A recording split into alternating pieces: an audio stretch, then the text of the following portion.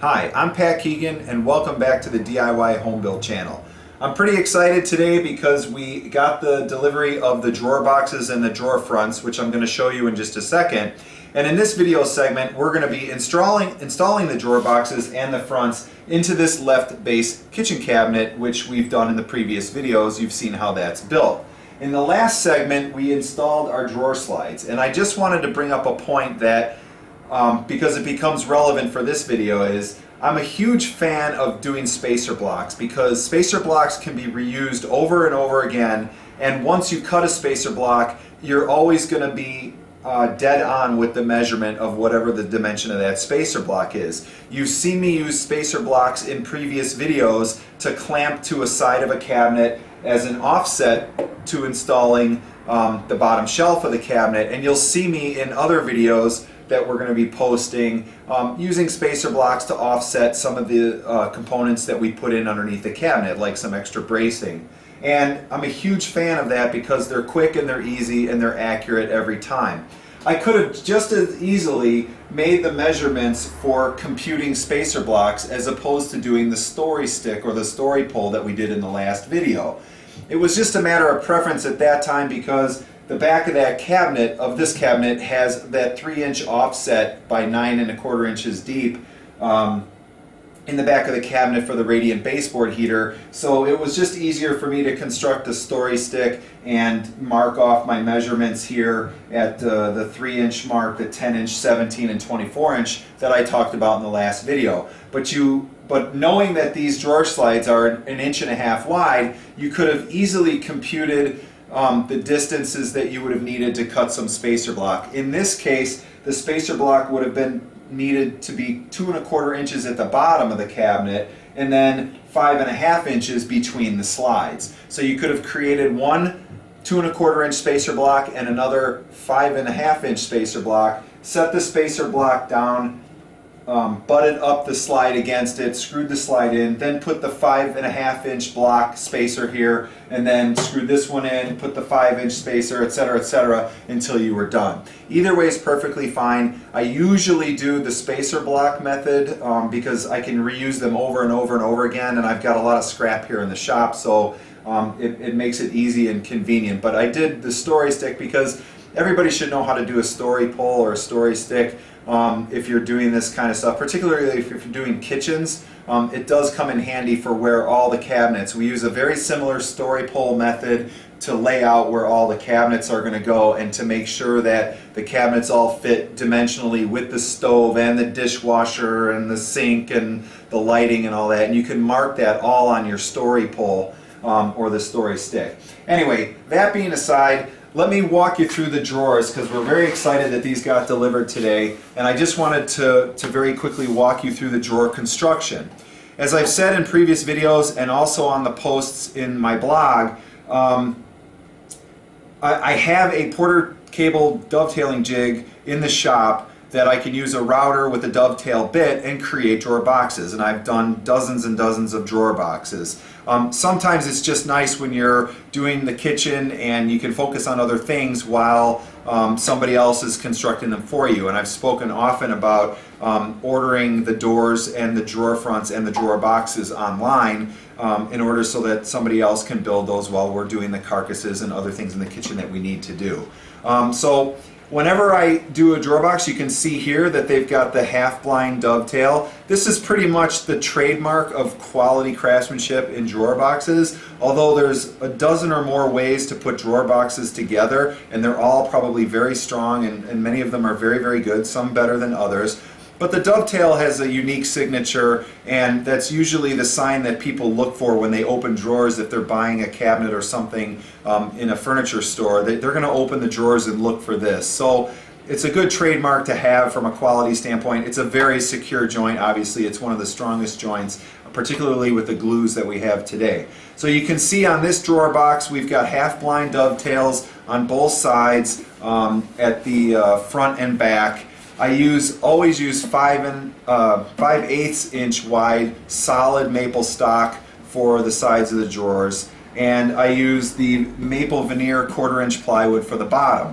I like this company that I order my drawer boxes from, they do a really nice job getting this stuff very smooth, and they do put a clear coat finish on it to protect it so that I don't have to spend the time doing that either. Again, these are just small upcharges that you can tack on unless you want to do part of that work yourself.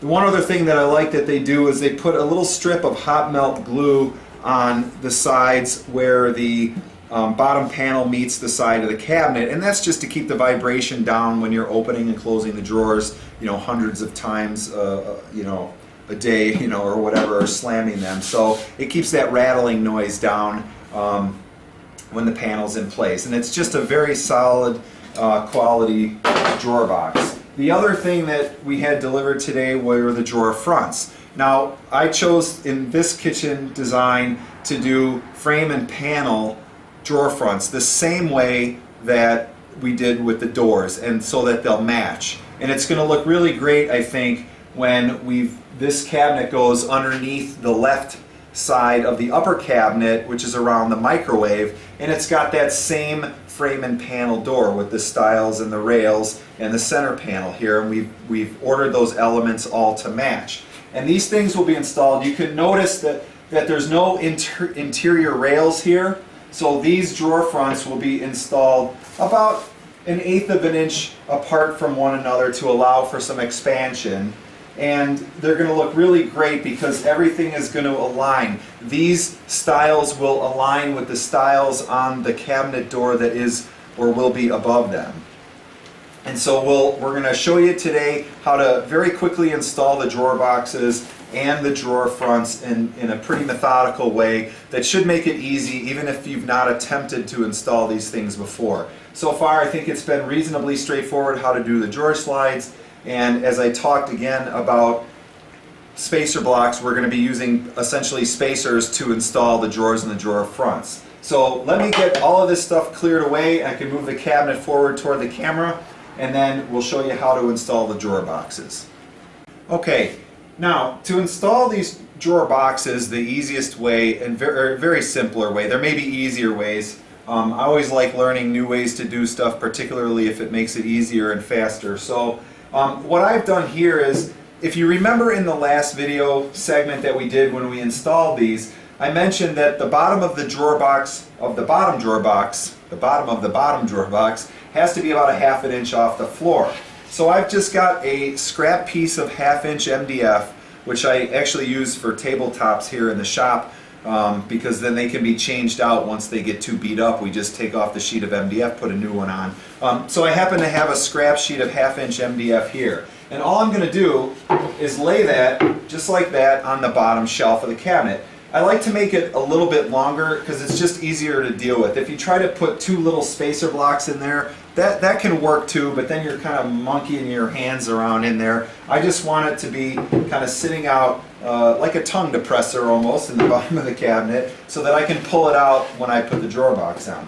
And what I'll do is, I'll just start by expanding the drawer slides. I think I also mentioned in the last video segment that you can just pop these things off too if you really want, and you can just make them flush with the side of the drawer, set them on center exactly, and then just drill holes and put them in, and that's fine too. But rather than messing with that and drawing a line 2.5 inches up to the center in a straight line and make sure everything's lined up, it's just kind of easier to do it right while they're in place. So let me get that snapped in. And I just extend the drawer slides out a little bit, and I'm going to drop my drawer box into place.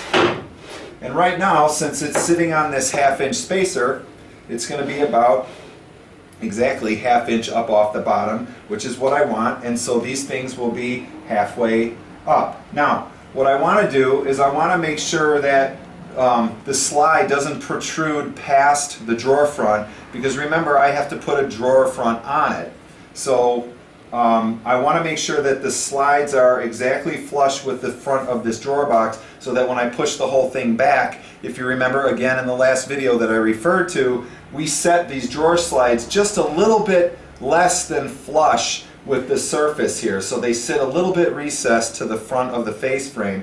And so when I push this whole drawer box back, that front the drawer front when it's installed will rest perfectly on the face frame. So all I'm going to do is, and I'm going to turn it, what's a good angle for the camera here? So I'm going to line it flush, and just to make sure it's flush, I'll put the rafting square on it just to make sure it's flush with the front of the cabinet and not sticking out.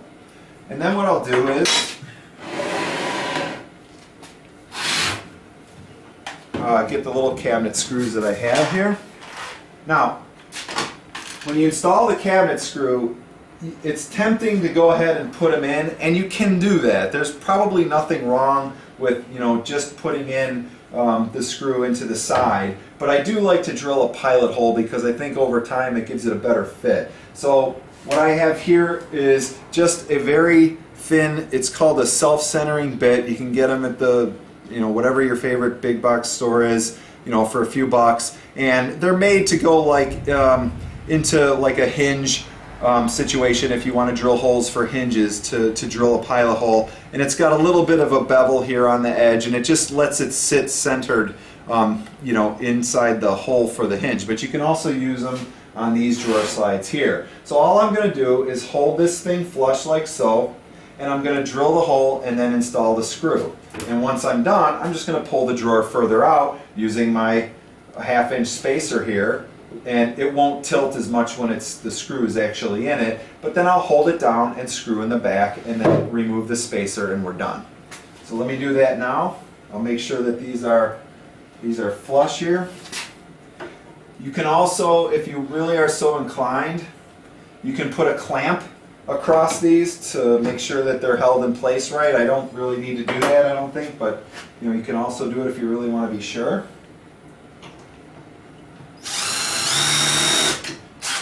So that drills my pilot hole, and then I just take one of the cabinet screws, or the slide screws that come with it.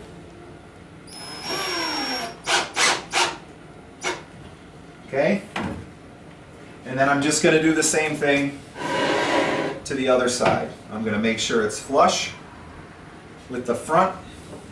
You can use a piece of wood too. I just happen to have my rafting square handy, so I did that. And drill the other side. Makes the hole perfectly in the center. It's called a self-centering bit. They come in different sizes for different size screws.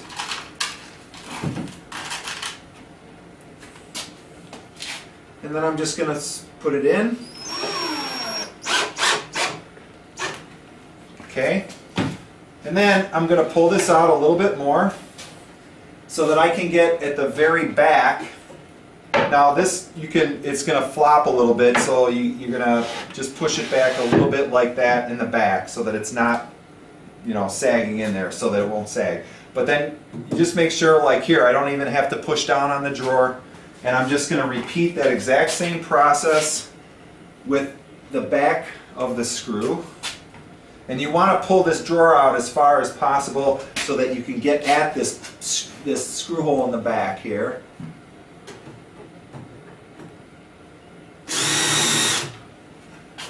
And then I'll grab that. And I always have a slightly longer bit than the cabinet so I don't scratch anything, you know, if I'm drilling, that it happens to get close to the front of the face frame. Okay, and repeat that process here so that you can see it.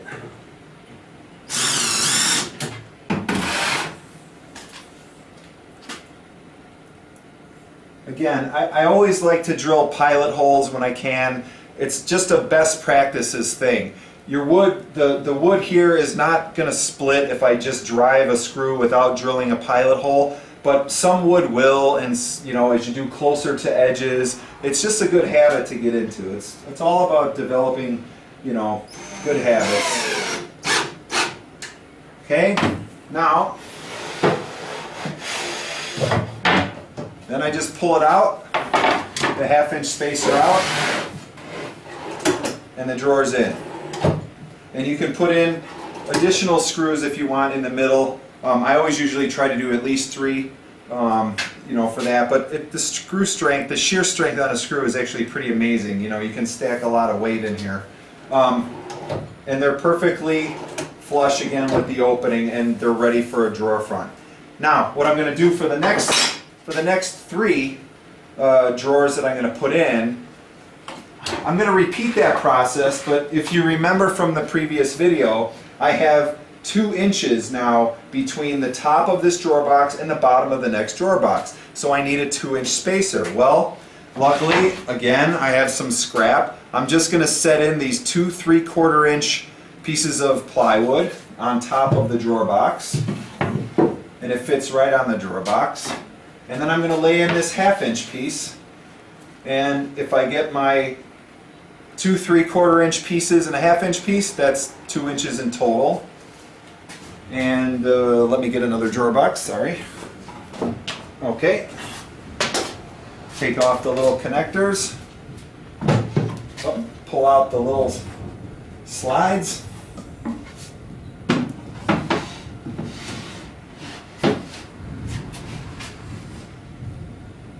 And I'm going to repeat this process exactly like I did for the bottom one, in the front, in the back. So I'll probably go a little quicker now with the camera, unless I think of something funny to say. But that's really all there is to it. It's pretty straightforward to put these in. Again, big fan of spacer blocks to help you along. It's repeatable and they're accurate every time, and it's awesome. So again, second drawer is done. I'm just going to repeat the process for the 3rd drawer and the 4th drawer, and we'll be done in no time flat.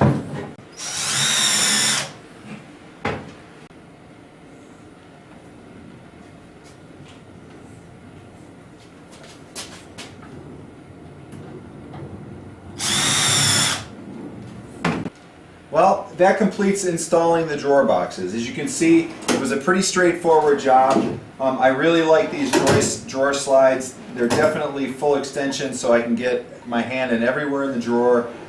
They close very snugly. They're very tight. It takes a little bit of a pull to open them. They're not the soft closing mechanism, but again, we chose not to do that in this kitchen just because of the price of the slides. But these open and close pretty well. We'll do a little bit of fine tuning on maybe the top 1 or 2 drawers as they get a little bit snug toward the back, just to make sure the slides work easily. It just helps prolong the life of the slide and the hardware if it's installed properly. So the next thing we're going to do is install the drawer fronts. And for these particular drawer hardware, you can see there isn't a lot of up and down movement unless I really kind of force it. So it's okay to lay this cabinet on its back and then arrange your drawer fronts so that they are, you know, about 1/8 of an inch apart, with a 1/2 inch overlay on either side and a 1/2 inch roughly at the top and the bottom.